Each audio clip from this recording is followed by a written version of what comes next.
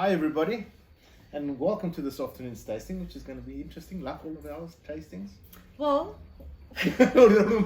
My mouth is already salivating, and I haven't even tasted the wine yet. anyway, let's get to the point. Sure. If you've clicked the feature called Vivacious Veg, you're obviously craving some delicious, scrumptious vegetarian dishes. And George and I have learned not to make a piece of meat the hero. every single night. No, absolutely. In fact, aubergine, a cauliflower steak, a beautiful big mushroom. We really celebrate vegetables in this house, and this is why we really wanted to go with Atlas Swift, because these wines are all vegan free. And when people have questions often about, is this wine vegan friendly? It's basically only natural products, no byproducts of animals were used in fining these wines. These wines are a perfect example for this. And to go back one step to go behind the scenes, it's two fantastic people behind this brand. Yeah, two very, very special individuals, two people that have grown very close. We've grown very close to them. I mean, you know Velma for a while. I met Martin on our wedding. So Velma's husband, who's the winemaker. So yeah, Atlas Swift is a collaboration of these two individuals, and each one brings their part into this wine, and it shows. Their personalities pretty much show in the wines, right? Yeah, Velma's just this bolt of light. She just brings positive energy into your life, and these wines are no different. Yeah, absolutely. And when Velma phoned me and told me about this concept, and I mean, Atlas Swift, it's an ode to the Titan of perseverance. So for somebody to start their own business like this in this beautiful, quaint little cellar, I must tell you about it. That can literally fit 30 people. It takes guts, right? Yeah, And it does. And it's to make a successful venture of this. She's got two beautiful young ones, and beer on the farm. And when you talk about, you'll see they've got their range called Shelter. And if you think of shelter, it's the shelter of the wine community we live in. It's the shelter of their farm. It's a shelter where the wine is made and the tasting. Literally, yes. Correct. Go ahead. Go ahead. What I wanted to say, but so they specialize in Chardonnays. Yeah. Right, and I know Martin spent 10 years in the States. And now, nobody perfects the art of making a wine. However, his knowledge on Chardonnays and what he interprets, him and Velma for that matter, what they interpreted in making, what they wanted to make, is pretty much in their range of Chardonnays, right? Well, they both have tapped into their experience working abroad in America, and Martin being the co-owner and founder at Passerine. Sure. And then Velma making this probably more of her baby.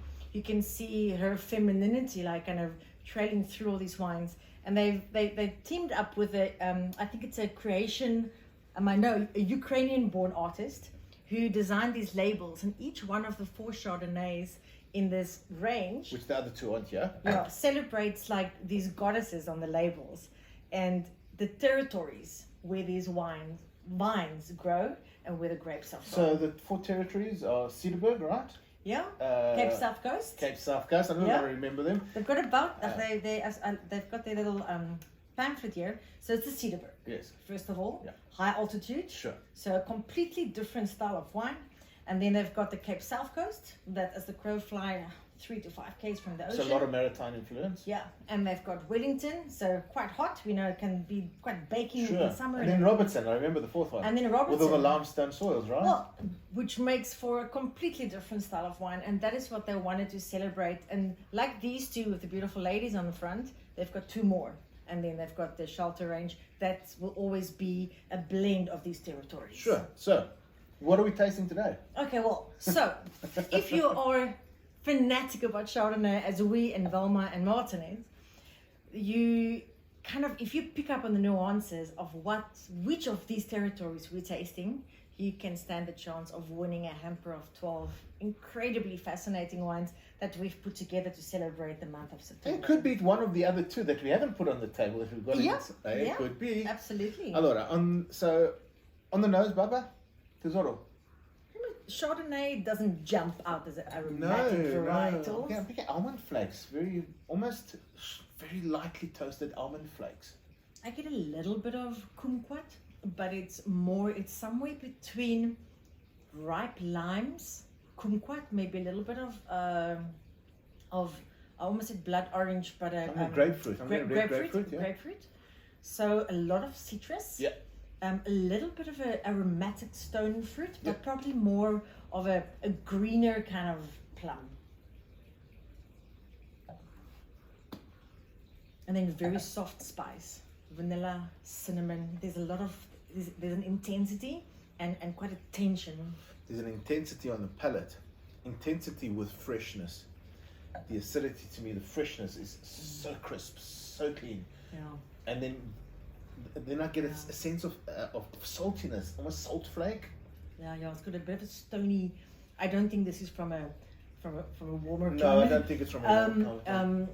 But I do think it's it's an example where there's a lot of intensity and structure and a little bit of that salinity, but a very feminine, floral, quite a dainty, beautiful wine, but don't underestimate it. There's structure there. No, absolutely. I mean, you can see there's so much thought put into this Chardonnay. And I think from a service perspective, it often happens that people serve their Chardonnays a little bit too cold.